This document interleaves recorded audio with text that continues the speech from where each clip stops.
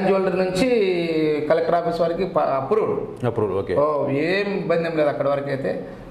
ఎప్పుడు మా మంత్రి గారు కూడా చెప్పడం జరిగింది, రోడ్ వైడింగ్ ఫస్ట్ మేము చేసేది దాని మీదనే అని చెప్పినారు. దాని విషయంలో మాత్రం ఫస్ట్ ఉంటారు. అంటే నగరాభివృద్ధి కొరకే ప్రతిదీ స్మార్ట్ సిటీ అనేది ఆయన ఆకాంక్ష. స్మార్ట్ సిటీలో ఈ 5 yearsలో మీరే చూస్తారు ఒక రేంజ్లో ఉంటుంది. ఎందుకంటే ప్రజలు ఆయన్నే ప్రతి సందులో తిరిగినాడు ఆయన. ఏంటి సమస్యలు ప్రతిదీ ఏదో ఆర్టిఫిషియల్గా ఒక రూమ్లో కూర్చొని చేయలేదండి. గత 10 years నుంచి కూడా పూర్తిగా 2014 నుంచి కూడా ప్రజల మధ్యనే తిరుగుతూ, అప్పటి వరకు 10 years అయింది, దాదాపు 10 years నుంచి కూడా ప్రజల మధ్యనే తిరుగుతూ ప్రతి సందు తెలుసు ఆయనకి. మాకన్నా ఫస్ట్ అన్నగారికే బాగా చిన్న సందులో తిరిగి సమస్య తెలుసు. అంటే ఈ సందులో ఈ సమస్య ఉంది, మనం ఏదైనా పేపర్ తీసుకుని పోయి ఇది సమస్య ఉంది ఈ సందులో అంటే అవును ఈ సమస్య పలానా వ్యక్తి నా దగ్గర తెచ్చినారు అని చెప్పగలరు. అంటే ఆయనకు తెలుసు కాబట్టి ఈ రోడ్డు వైడింగ్ విషయం కానీ, తర్వాత మన శానిటేషన్ విషయంలో కానీ, కాలువల విషయంలో కానీ, రోడ్ల విషయం కానీ ఫస్ట్ ఉన్నారు.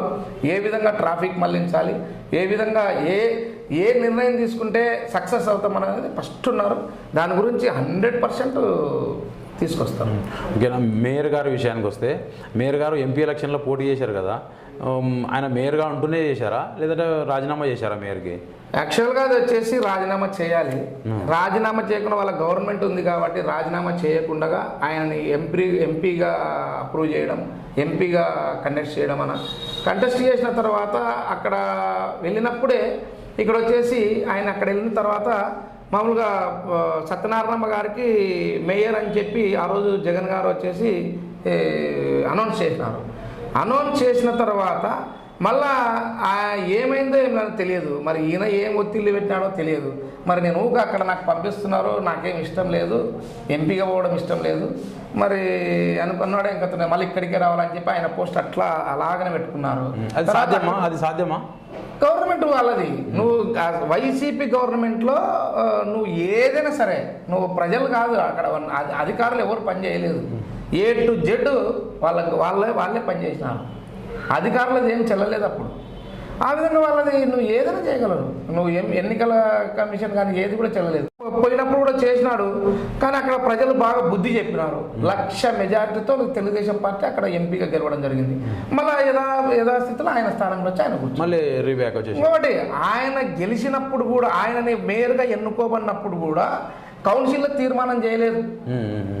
ప్రతిదీ ఏదైనా సరే ఇంత పెద్ద ఇష్యూ జరిగినప్పుడు ఒక మామూలు చిన్న దాన్నే మేము తీర్మానం చేయాల్సి వస్తుంది. ఇప్పుడు ఈ వర్కర్లది కూడా చిన్న సమస్య నిజం చెప్పాలంటే దాన్ని వచ్చేసి తీర్మానం చేయకుండా వాళ్ళు ఎక్కడో వాళ్ళ సీక్రెట్ రూమ్లో మాట్లాడుకొని వచ్చి ఆడ పెట్టి సంతకం పెట్టించి మేయర్ అని చెప్పింది.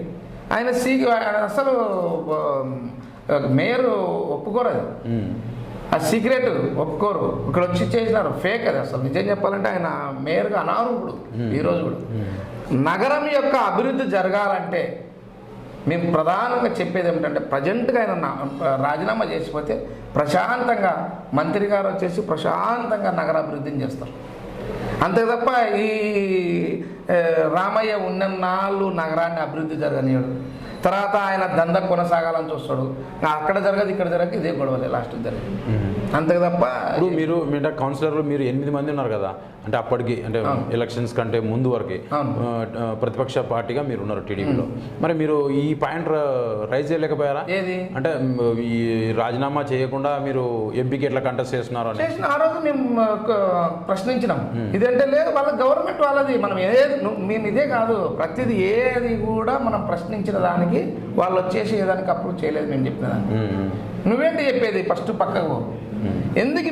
మేము వచ్చేసి మా వార్డులలో ఏదైనా అభివృద్ధి జరగమంటే కూడా లాస్ట్కి ఆయన అనేది ఏమంటే మా కండవ కప్పుకొని రా నీకు అభివృద్ధి చేస్తాను నీ వార్డులో. మేము ఇది ఇప్పుడే అడుగుతాం, ఏదో అడుగుతున్నాం. ఇప్పుడు అదే క్వశ్చన్ నాకెళ్ళి కూడా ఉంది. ఇప్పుడు నువ్వేంటి చేసేది? ఇప్పుడు నువ్వేం మా నాయకుడు అంటలేడు నీ వార్డులో అభివృద్ధి చేయను, నీ ఆ వార్డులో అభివృద్ధి చేయను చెప్పలే. 200 మంది వర్కర్లను రోజు తీసుకుంటే ప్రతి వార్డుకి కేటాయించినాడు. అంటే అలా కార్పొరేటర్ నువ్వు ఉండవు కదా, మరి ఎందుకు కేటాయించాలి? నీకు మేమే పెట్టుకోవచ్చు కదా. మీ కార్పొరేట్ మీ 8th వార్డుకు ఎంత ఇచ్చాడు, 8వ వార్డుకి ఎంత ఇచ్చాడు ఫండ్స్? మీరు ఏ వర్క్ చేయించారు? ఫండ్స్ నాకు వచ్చేసి 3.5 సంవత్సరాలు ఆయన ఇచ్చినది 50 లక్షలు. అంటే లక్షలు వైసీపీ కార్పొరేటర్లకు ఎంత ఇచ్చాడు? దాదాపు వాళ్ళకు కూడా ఇచ్చింది.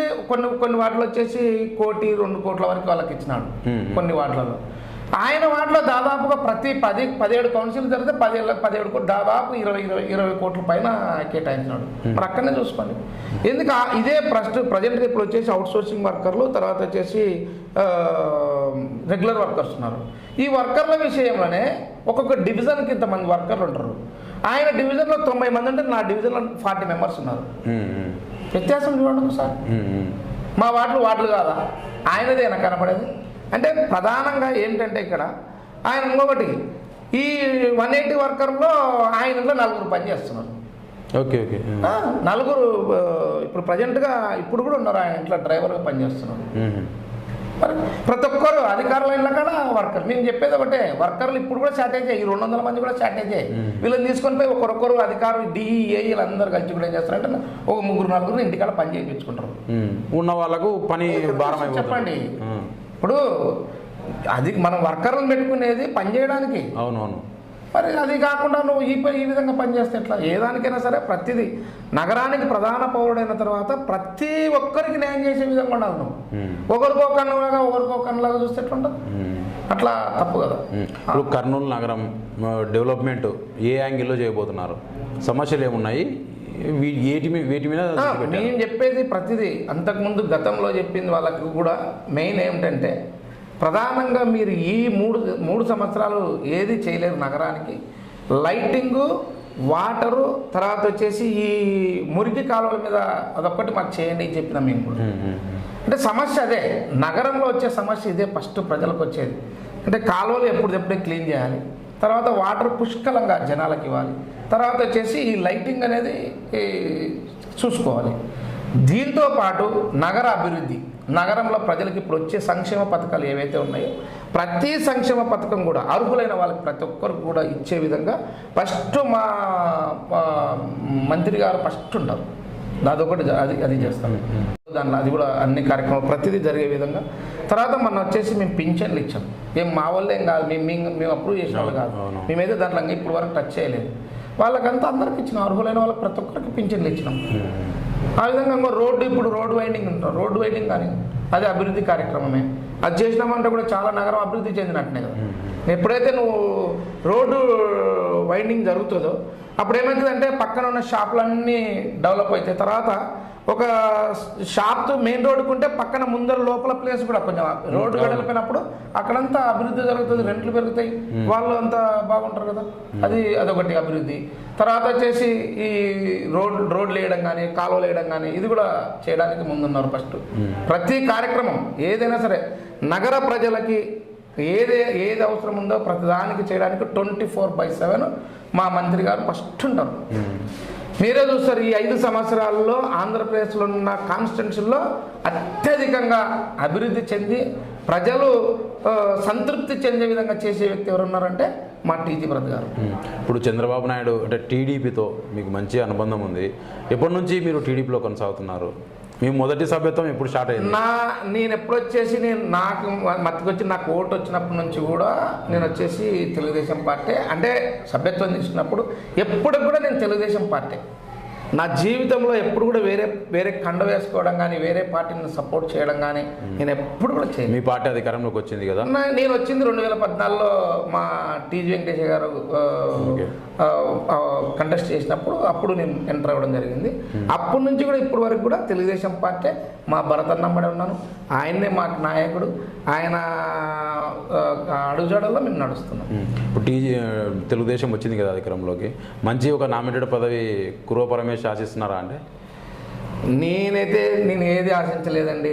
ఆయన ఏది ఇస్తారంటే ఆయన ఇచ్చిన నేను వచ్చేసి ఒకటే, అంటే మీరు అంటే మేము అనుకునేది ఒకటే, మేము పని చేస్తాం, ఆయన సమక్షంలో మేము వర్క్ చేస్తాం. ఆయన ఇచ్చినా సంతోషమే. నేను ఇప్పుడు చెప్తున్నా, మీడియా ముఖంగా చెప్తున్నా, నాకు ఇచ్చినా సంతోషమే, ఇవ్వకున్నా సంతోషమే. ఆయన ఇవ్వకున్నా నీకు ఇది పని చేసుకుంటామంటే కూడా పని చేస్తాను, దాని గురించి ఎప్పటికీ నేను పెట్టుకోను. కానీ ఆయన చెప్పిన ప్రతి పని నేను చేస్తాను. నేను ఇది మీడియా ముఖంగా కూడా చెప్తున్నాను, ఆయన చెప్పిన పని, ఆయన ప్రజల కొరకే ఉన్నారు, ఆయన 24/7 ప్రజల కొరకే ఉన్నారు. ఆయన చెప్పిన దాన్ని తూచా తప్పకుండా ఎప్పుడు చెప్పినా కూడా మేము అర్ధరాత్రిగా ఆయన చెప్పిన మాట మేము వింటాం. ఆయన మాట తీసేయడం కానీ వారు చెప్పింది మేము వినకపోవడం కానీ జరగదు. ఇప్పుడు ప్రతిపక్షం ఎందుకంటే మేము చెప్పేది ఏంటంటే అంటే ఎప్పుడు కూడా ఒక రూపాయి ఆశించకుండా ఆయన వాళ్ళ తండ్రి గారు కానీ టీజీ వెంకటేష్ గారు కానీ ఈయన కానీ ఎప్పుడు కూడా ప్రజలకి మోసం చేసినారని మీరు ఎక్కడ కూడా కనపడదు. ఈ వాళ్ళు పొలిటికల్కి వచ్చినప్పటి నుంచి కూడా ఎక్కడ కూడా వాళ్ళకి మచ్చలేని నాయకులు. అటువంటి వాళ్ళ కాడ మేము పనిచేస్తున్నాం. మాకు ఇంకా అంతకన్నా ఏం అవసరం లేదు. న్యాయం ఎక్కడ చేయాలని వాళ్ళకి అన్నీ తెలుసు. ఎవరికి న్యాయం చేయాలి, ఎవరికి అన్యాయం చేయాలని అందరికి అంతా తెలుసు వాళ్ళకి. మరి అటువంటి వాళ్ళకి అమ్మ చేయరు ఎప్పటికైనా కానీ. వాళ్ళు ఎప్పటికీ నమ్ముకున్న వాళ్ళని ఎప్పటికీ చేస్తారు. మేము కూడా వాళ్ళు కూడా వాళ్ళ కాడ ఉన్నతోళ్ళు కూడా అలాగనే ఉంటారు. గతంలో మా పార్టీ ఓడిపోయిన తర్వాత వారి కాడ ఉన్నవాళ్ళు ఇప్పుడు వరకు ఉన్న వాళ్ళు కూడా ఏది ఆశించలేదు. ఇప్పుడు ఉన్న వాళ్ళు కూడా చాలామంది ఉన్నారు కదా, ఏది ఆశించకుండా పనిచేస్తున్నారు. ఎందుకంటే ఆయన మీద నమ్మకం అంతే, వేరేది ఏం పెట్టుకోము. అదే ఇప్పుడు కర్నూలు టౌన్లో చాలా తక్కువ మంది టీడీపీ అధికారంలో లేనప్పుడు చాలా తక్కువ మంది మాత్రమే టీడీపీకి అండగా నిలబడినారు. టీడీపీ తరఫున పోరాటాలు చేశారు. అంటే మేము చెప్పేది అందులో మీరు కూడా ఉన్నారు. అంటే మేము చెప్పేది ఏంటంటే కొంతమంది ఎప్పుడు ఏ పార్టీకైనా కొంతమంది మాత్రమే అండగుంటారు, కొంతమంది పోతుంటారు. ఆ విధంగా మామూలుగా ఈయన కాడున్న నమ్మకంతో కొంతవరకు ఉన్నారు. ఫస్ట్ వాళ్ళంతా కూడా వాళ్ళు ఎక్కడ పోరు కూడా ఎక్కడ పోము కూడా మేము ఎవరు పార్టీ ఏమనేది కాకుండా కూడా మేము ఎక్కడ కూడా పోము. తెలుగుదేశం పార్టీ తర్వాత ఆయన భరతన్ అని ఆ విధంగా ఉన్న వాళ్ళే ఉన్నాం. ఓకే, థ్యాంక్ యూ అన్న మా కోసం టైం కేటాయించినందుకు. ఇది 8వ వార్డు కార్పొరేటర్ కుర్వ పరమేశ్వరతో ఇంటర్వ్యూ. తమ మంత్రి టీజీ భరత్ గారి సహకారంతో కర్నూలుని ఇంతకుముందు కంటే మరింత డెవలప్ చేసాం. ప్రధానంగా రోడ్డు వైడనింగ్, డ్రైనేజ్ సమస్య, వీటి మీద లైటింగ్ సమస్య, వీటి మీద ప్రధాన దృష్టి పెడతామని చెప్పి అన్న అంటున్నారు.